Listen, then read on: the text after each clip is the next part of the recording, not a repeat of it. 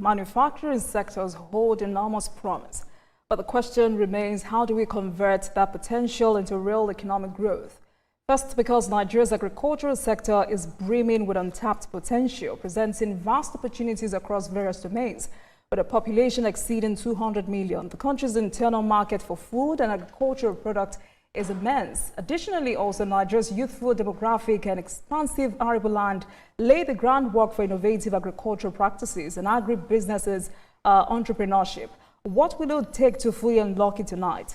Let's speak with energy experts, economic experts also, Dan Kunle. Thank you very much for speaking with us tonight and for joining us on the program. Thank you very much, Olajumoke. Right, this is having you back. Thank you very much. Me back here. A very crucial conversation tonight, because I mean we often say Nigeria is described as having massive potential, agriculturally and manufacturing potential. But from your own perspective, what does this potential truly look like today?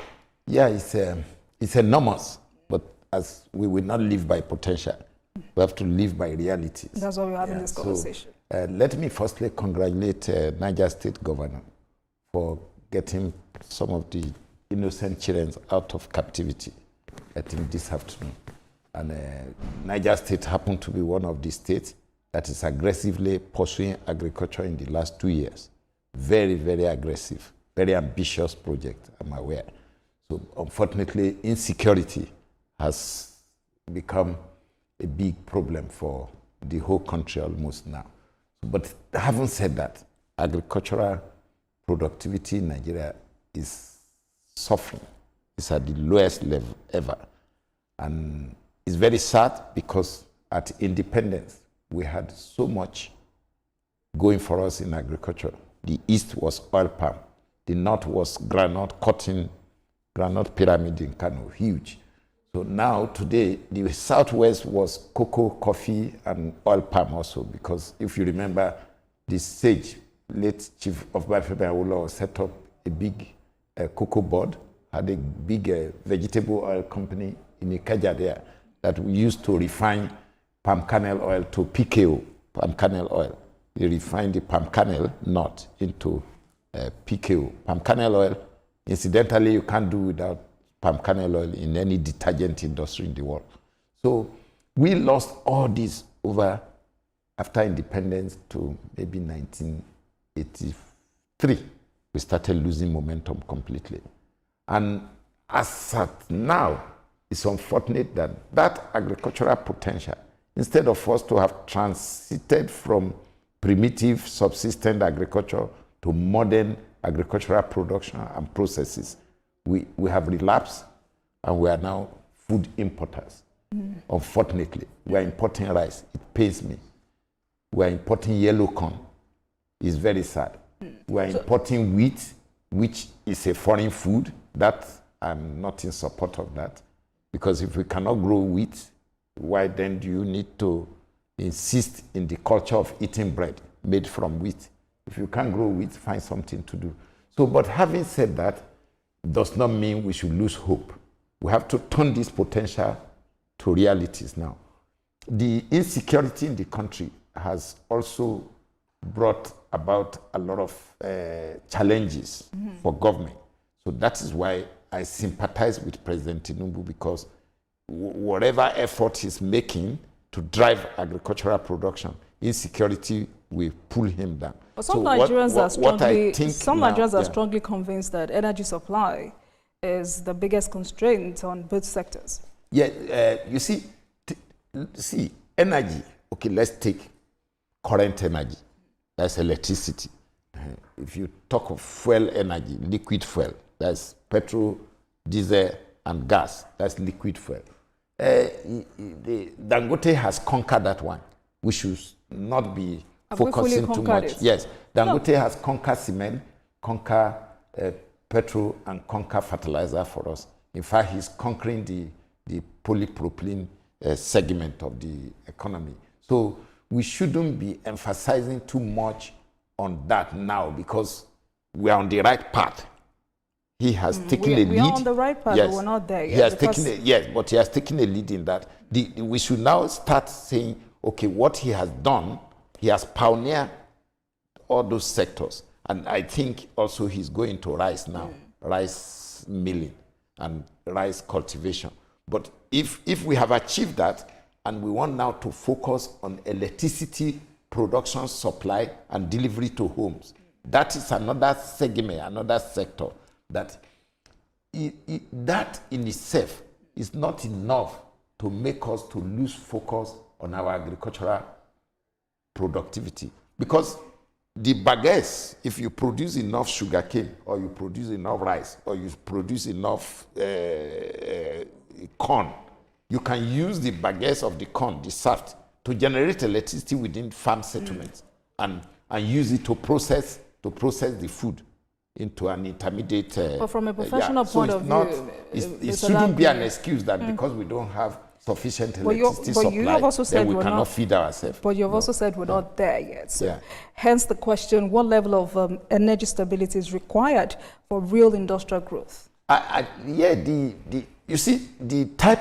of electricity that you need for agricultural production and food processing is not the same as the type of intense electricity you need to produce steel, aluminium, petrochemical. They are completely different ballgame entirely. But having said that does not mean that energy is not required for agricultural production. Electricity is required, but you can isolate agricultural production and provide suitable, appropriate energy for your agricultural production. It's more easier, it's more flexible, it's more doable than the mass electricity you need for industrialization.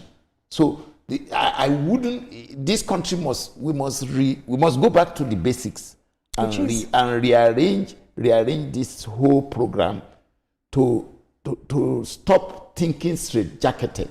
Okay. We will attain food sovereignty without having full electricity supply for the country. And when you say we should go back to the basics. Yeah, we go back to the basics. What's that about? The basics means let the rural and the peasant farmers be encouraged by the local government and the state to practice agriculture within their comparative advantage. Not to say you will continue to be doing agricultural production with hoes and cutlasses.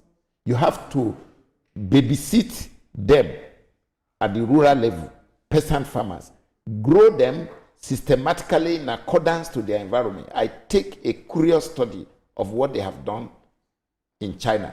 If you see the tools and the apparatus they use to produce food in China, they were so basic. And from there, they have improved. They have become almost the most sophisticated agricultural mechanized environment in the world now in China. But if you see how they evolve, so that is still what I think we need here. We should not think that because, there is no sufficient electricity supply in Niger State, therefore, or in Kwara or in Nasarawa, therefore you cannot do agricultural production efficiently and sufficiently. I also get that because, I don't think energy constraint and insecurity are the two basic challenges we have when it comes to the agricultural sector. But before I get to that, food availability and affordability, how have we fared as a nation? Food cannot be available now, and food cannot be affordable because we have lost so much ground. The momentum that the former CBN governor was trying to build through anchor borrower, again, we lost it. It was poorly organized, and then it was abused. Then when this government came, it appears the CBN governor was very scared of such program. We thought he was going to modify it, refine it, improve on what is good there. We thought that, of course, and that will take me further now too. If you see the misalignment between central bank, Minister of Finance, and Agriculture, Minister of Agriculture, you will see that that is part of the problem of Nigeria. Once a momentum is being built and another person came and punctured that momentum, it takes time for people to reorganize themselves. Because if you see, whatever we say about Emefiele and that program, it was recording maybe 40-50% success already. So I wouldn't expect the new governor of Central Bank to have just come and just discarded the whole thing like that. So if you had a chance to, if you had a chance to modify it, what would you have looked like? You will do more scientific data gathering of the farmers that are really anchoring into that. No. But what if the political will of the CBN governor is not there to do it? What if he is so scared, he refused to touch it? And that will take me also to even industrial production. If you, Bank of Agriculture in Kaduna and Bank of Industry, they are at the center of these two issues we are discussing, agricultural production and manufacturing. So if the CBN does not work with them hand in hand, there's nothing they can do. You think because that they need long-term money? They need long-term money to encourage agricultural investment. The Bank of Industry need long-term money to encourage manufacturing because you need to import capital equipment. So don't let us divert too much away from. No, we won't divert. There are many angles to this conversation. So I think the problem with us is that we always lose momentum. Maybe either it's out of too much ego or. When you say we, you're talking about the federal government. The country, leadership in Nigeria lose momentum. Every time there's a change of government, people immediately lose momentum. They will say, oh, discard this. This one is not good. No, refine it. If you say something is not good, bring the best alternative to table. Don't discard, don't throw away the baby with the bath. Program was not a bad idea. It was not bad if you because pursue what we it. heard was that a lot of politicians were using it as a conduit pipe, to steal. Good. Who are the politicians? Can't you identify them? This is part of the rhetoric that makes you know that we are not very progressive in nature. If you say politicians have abused a program, they abuse a program. Identify those politicians. Names. Are they spirits? You understand me now? Then get their document and separate it and get people that are more serious. Is it not the same politicians that are still in the helms of affairs? Is it not just because there's a change of guard? But it's still the same politicians. They still have not changed. They're still the same way in the Senate, the same way in the House of Reps, the same way in the lower house in the states. So all those excuses just still show us that we are momentary in nature. We are momentary in planning. We don't have long-term vision, and we don't have the culture of pushing through the hard rocks. All right. So another challenge we have struggled with over the years is the underutilization of our arable lands. And if I'm to go by the statistics, I mean, I'm very open to whether these numbers have changed. 80 million hectares of agricultural land with only 30 million hectares being cultivated. And that creates an unutilized potential of almost 60%. What, in your view, is the single biggest structural reason for this even the 30 million hectares that you put under cultivation is not efficient. It's not optimized. That is even higher. Yes, it's not higher. Optimized. No, it's because the peasant farmers are the one having patches of farms all over the place. So it's not being properly optimized. It's not. We are not getting real value. You can use even 20 million hectares to feed the whole West Africa. Yes, when you advance agricultural what is the practice, challenge? The challenge is beginning from land clearing and preparation. You need heavy machinery and equipment to prepare land for modern agricultural production. So you have to invest in land clearing. Former NALDA, Nigeria NALDA was set up by President Babangida, if you remember, to prepare land in all the local governments in Nigeria for agricultural production. We lost the momentum again. Today, I think there's a young chap there now. I don't know whether he has access to equipment or money.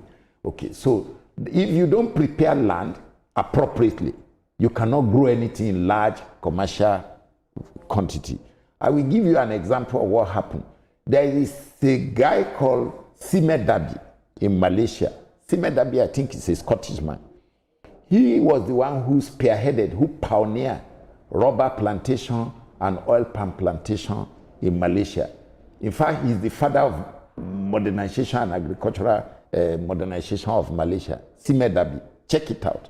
So now, if you have poor land preparation and you don't have all the appropriate apparatus and inputs, you cannot do large-scale farming. And once you don't do large-scale farming, to have large-scale harvest, like what is happening in Brazil, in Indonesia, then you cannot break even. So that means you will remain below the break-even point, and that means agricultural investment will remain a marriage. I give you an example. since there was a drive at a point that Nigerian brewery, Golden Penny, Nigerian Flour Mill, all the major companies, that they should go, UAC, that they should go and invest in sorghum development. Nigeria should ban importation of barley for beer making and malts. What happened? We were building up that momentum, and suddenly we lost it again. In fact, Leventis had a farm, Cooper Rice, somewhere outside Kogi there. We lost all this momentum. So why is it that we always lose momentum? Why can't leaders, our political leaders are very momentary. Once they grab that power, as they say they grab the power, they will just focus on that 4 years in front of them, and they make themselves comfortable as much as possible in the midst of large-scale poverty, because our people still hail them. Although very soon, I doubt if people will hail any politician in their locality anymore with this level of poverty. So we lost all those opportunities of having large-scale investment from companies like Golden Penny, companies like Nigerian Brewery, UAC, Leventis, all of them. I just want to be clear, Mr. Dan Kunle, what you're telling me tonight is that December 2025, Nigeria is here to embrace modern technology, fully embrace modern technology when it comes to the agricultural sector. We are at zero level. Interesting. We are at zero level, because a country like our own with this 30 million under cultivation, you said 30 million is under cultivation. And I said it's not appropriate, it's not optimized. It's not, yes. Now, how many tractors are on that 30 million hectares of land? How many? The tractorization of this country is at zero.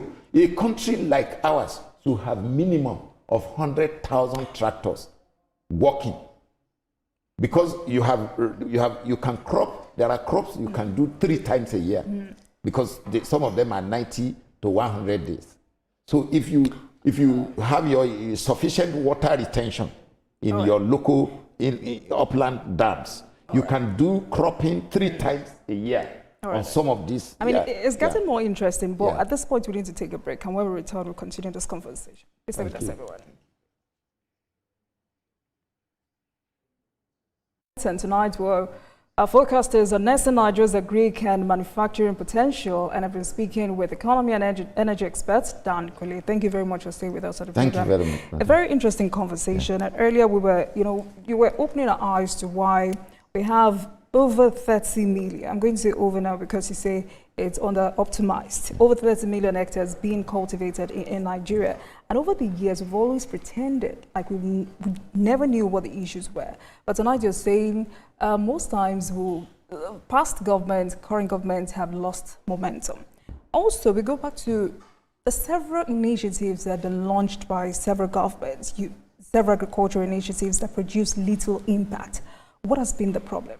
Yeah, the problem has been non-sustainable pursuit of policies. Yes. You remember 1978, when the then military head of state, Obasanjo, also had an acronym. I think it was Green Revolution or Agricultural or something. Then Sagari came and put the Agricultural Revolution or something. Everybody come and put one acronym to pursue agricultural revolution, but it never works. So, because, as I've just mentioned to you, take cotton. Just cotton. Cotton is a leguminous plant that the root is not very deep, so it can survive in any loamy soil. In any you don't need much to grow cotton. So you just need phosphate fertilizer and good land, clear the land, and grow cotton. In Nigeria, okay, you can grow cotton once a year, let's say from the savannah to the Sahel. Okay, so why is it that we cannot grow cotton to produce the textile fabrics we need to clothe 200 million people? What a shame. And we were doing it before. All the textile mill died. So if you say the challenge is a continuity, where does the pipeline fail? So that is it planning? Can you hold us?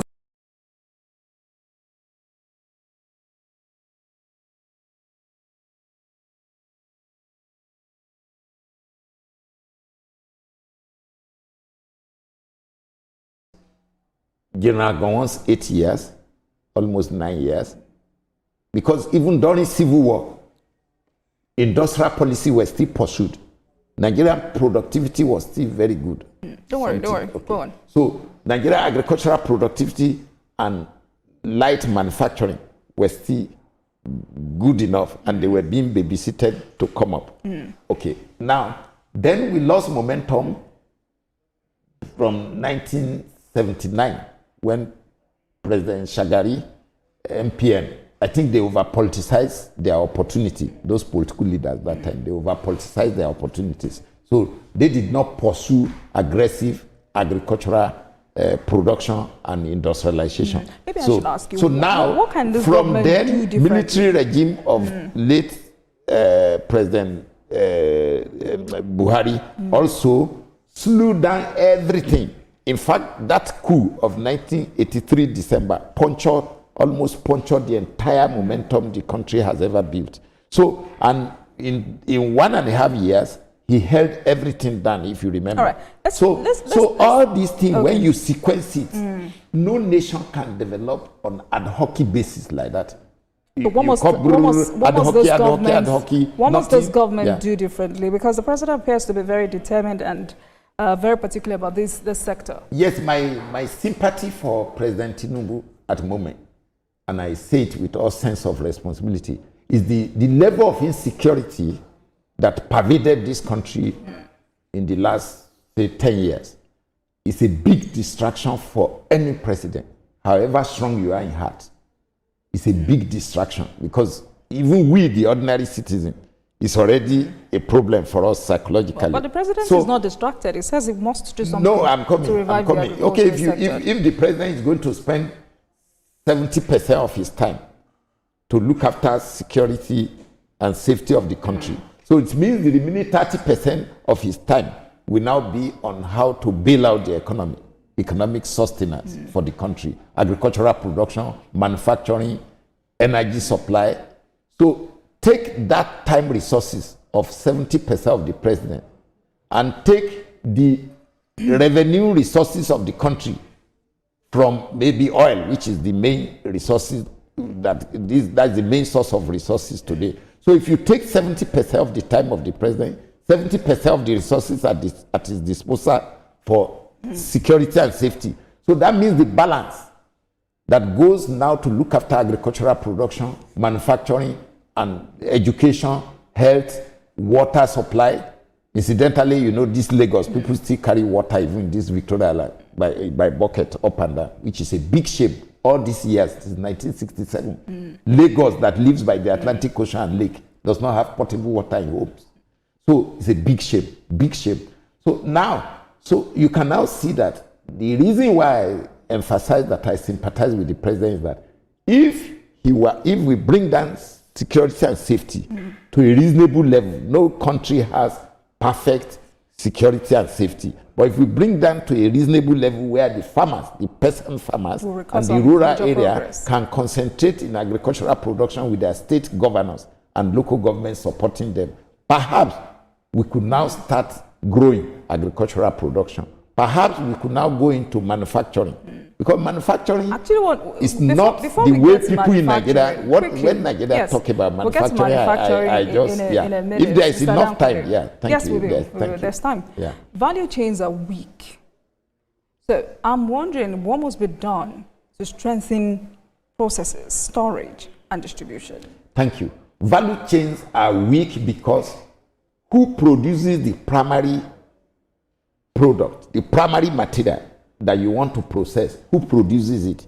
The producer, the peasant farmers, take agriculture, the peasant farmers, or a miner. If you are in mining, it means you have to produce primary material. You need to transform that primary material. So to transform it means you have to set up a processing plant. So if I have weak capacity to produce the primary material, I'm weak as a farmer. I don't have capital. I don't have support of government. There's no foundation. So I can't do more than my manpower. So that means what I will bring out will be so small, only for my consumption. So that means already from that primary producer, where the value chain starts from, is already weak. So what goes to the next stage? Transfer to transformation. transformation capacity also will be weak because there is nothing to process. And where is the investment to give to the transformation process in the middle? That's why if you use agricultural production, you will see what I'm talking about. If I go and produce corn, and I cannot do more than maybe 1 hectare or 2 hectares in a year because I'm just an individual. So where is the aggregate? If you aggregate all the corn in my local government together, all right, we cannot even give 10% of what a corn mill needs. Maybe a corn mill that can mill 200,000 tons a year is being located near me. So that means the corn mill owner now has to go and find a way to support me to grow more corn.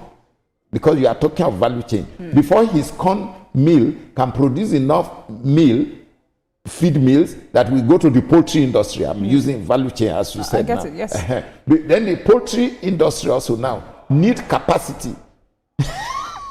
Sounds very complicated. Yes, I get so it. the same thing with mining. If I'm mining any material I'm mining, whether coal or limestone, if I don't have mechanized capacity to mine large scale of material, so how do I feed it into the cement factory? All right. So I hope you can see this is part of what is bedeviling the country. We need our policy makers and political leaders to go back to the basics and say, look, why have we remained parasites on the developed world? Why can't we plan original for ourselves and pursue it? Why are we always in hurry? Ad hockey. Because we have been in hurry all this year. That's why there's no water in Lagos. All right. That's another conversation for another day. So, how worried are you about the level at which young people are participating in agriculture for sustainable food security in Nigeria? Why do you think young people still have challenges with access to lands and finance? Yeah, the younger people in this country, you see, the younger people means my children. Yes. People, because my children some of them are already 30 now. So they are in their 20s and early 30. So when you use why are the children or how much are the children or the younger people, how much younger generation, how much can they participate in agriculture? Let me tell you.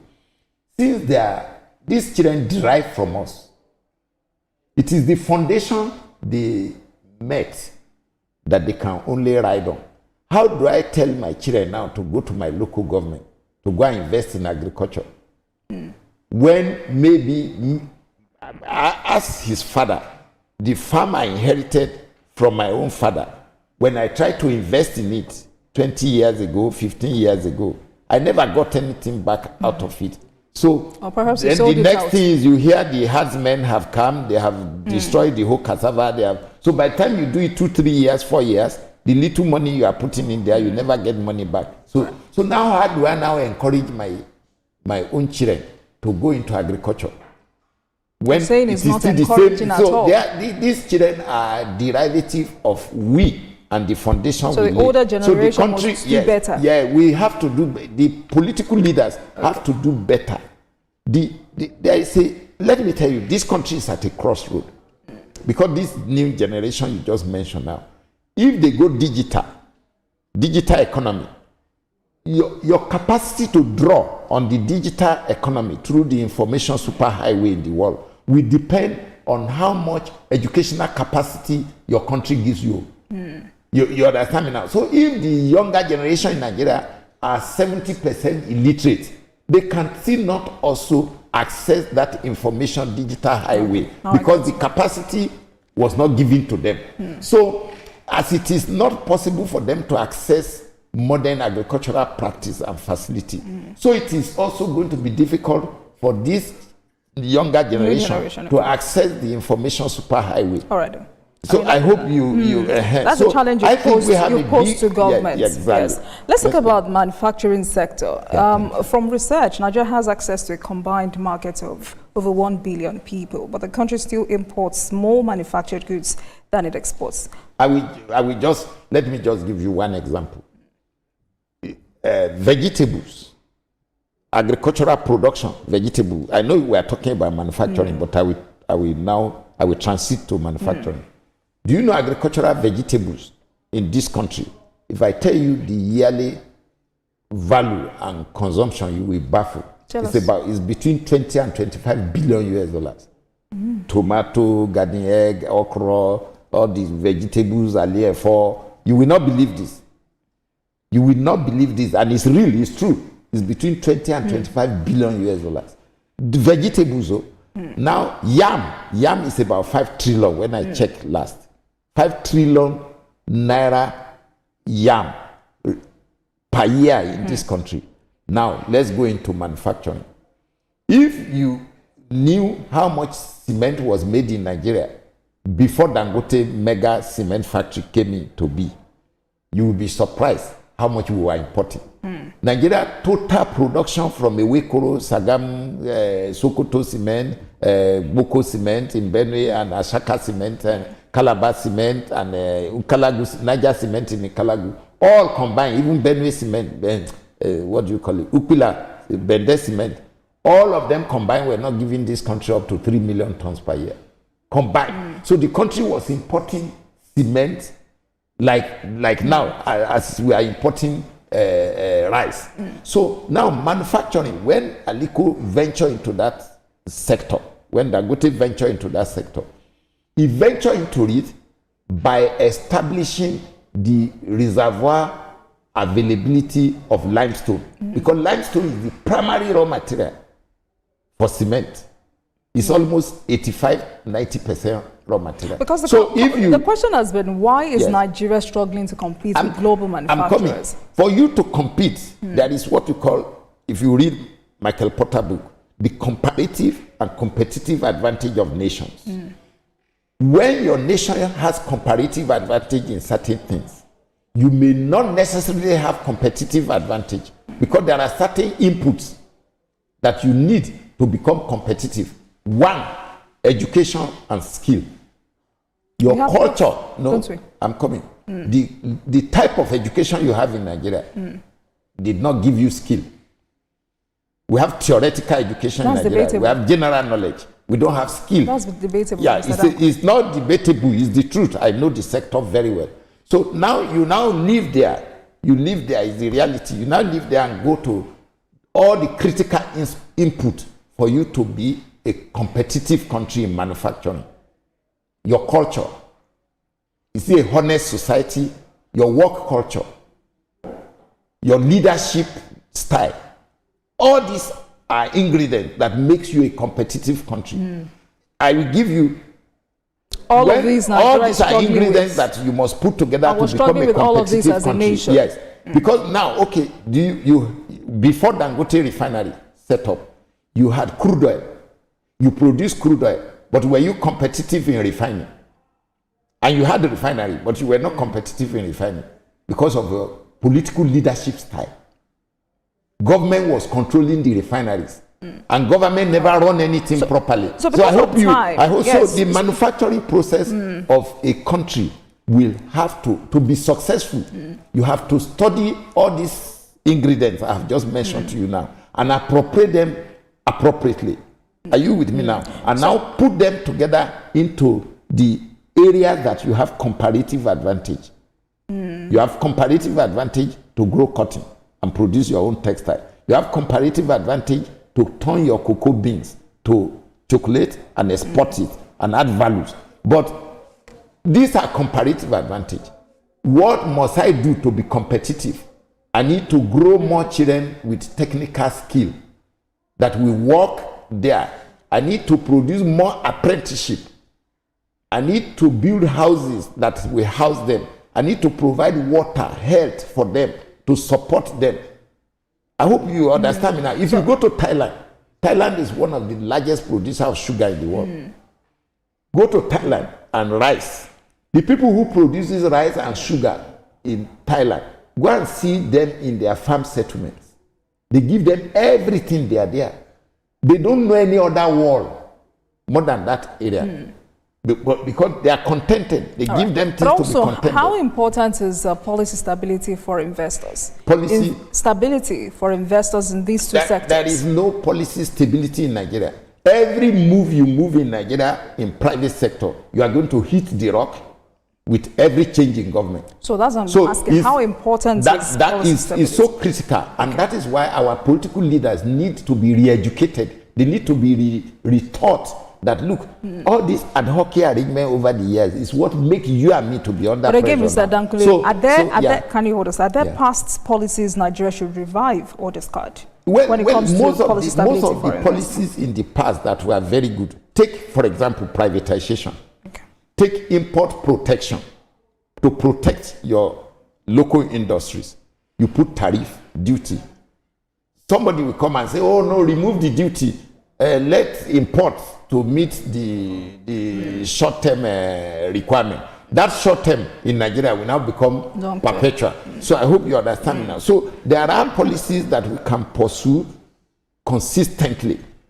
That, take for example, recently they put 15% duty on importation of fuel. Then suddenly they changed it. Nigerians were angry. They didn't want it. Okay. Nigeria were angry also that they want cotton fabric to come in. Me and you, we don't. But you know wear, that we had that 50%. We had that conversation. Nigerians were saying they didn't want it. But okay, let's wait.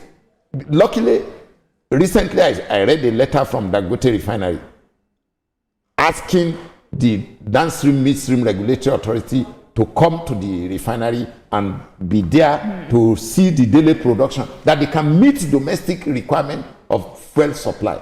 There was nothing as brazen, as challenging, as sure banker as that type of letter. You've been talking about... no, let me emphasize. If the refinery owner was not sure of himself, will he put that type of thing in writing? All right. So that means there's a question mark somewhere else. Why should a local manufacturer say, I can meet your local demand? Take this letter. If I don't meet it, we'll see how all of that plays out. So and because policy somersaulted. Take rice. We are importing rice now. Instead of us to isolate some part of the country and protect it and grow rice. In Egypt, the military in Egypt have their own farm. They have their own pharmaceutical. Right. Quickly, they have their own. Can you hold on? So why can't Nigeria ask the military, as they are doing safety and security on one hand, Nigerian military to also have farm? So if you were to say that with Mr. President regarding the challenges in the manufacturing and agricultural sector, what would be your advice to him? I will tell Mr. President, please, let's pursue a consistent policy for the next 5-6 years and see the result. But let's put a team together in a war room that will be monitoring the impact of those policies. Take privatization policy. Immediately, President Buhari and Osibajo came, privatization was punctured. And privatization was a national policy to shift government-owned enterprises to private so that wastage can be eliminated. If I sit with President Tinubu today, I will say, Mr. President, once this security and safety issue is minimized and we are able to have our head above water, please, can we pursue industrial policies that can help agricultural production policies and industrial policies? And since you've been talking about Aliko Dangote since we started this conversation, let me get your perspective on his recent assertion that Nigeria's priority should be industrialization rather than acquisition of private jets. What was he talking about? Yes, I cannot have this type of conversation without mentioning Aliko Dangote, and I'm happy that means you saw the caption. When he came out of Presidential Villa last Friday, he made that statement. That is exactly... I didn't see the caption, but I saw the video. He said the private jet parking lots, both in Lagos and Abuja, are very congested. That he believed that those private jets supposed to be in industry. What it means is that their owners should liquidize those aircraft. They should turn those aircraft to cash and invest them in production in their areas, in their local areas or in their state or anywhere in Nigeria. The meaning is that our economy, our domestic economy in this country today, let me amplify Dangote's mindset. The meaning is that we are not yet as strong domestically in economic achievement to have a ride of those private jets. So that means we have been living a loose, superficial, fake life. That's the meaning. That's the message he was delivering. It doesn't mean if you have attained what Mike Adenuga have attained, if you have attained what Boa have attained in manufacturing and production, it's not saying you should not own your private jet. You will pay tax, you will pay all the fee and the crew, everything. But he is saying that going by the value of this domestic economy but that does he have a right to decide for people? No, me, I can say it and I can support him anywhere in this country, That's what I'm anywhere saying. in the world. Does he have a right to decide for people? No, we have no right to decide for you, but we are saying what is true. We are not saying they should. We are not saying they should obey us. But then you look at the contradiction. It means you and me, we must not complain that our children have no work. That's the meaning now. Because the work that you and my children and your children are supposed to have, somebody have appropriated money or expropriated resources somewhere to buy a private jet that he did not work for. His sweat cannot earn him that private jet. All right, that's subjective saying. Anyway. Thank you so much, Mr. Dan Kunle. It's subjective, but it's the reality today in this country. Again, it is subjective. Yeah. Thank you so much for having this conversation with us. It's always interesting to have these conversations with you. And we'll continue having this conversation till we get it right. Thank you very much for giving me this platform. Right. We are not trying to force people to believe in our opinion. We are just some of us are just being realistic. Absolutely. Thank you very much. And like I said, we'll continue to have this conversation till we get it right as a nation. Thank you so much for coming on the program. And thank you very much for watching, everyone. But before we go, let's tell you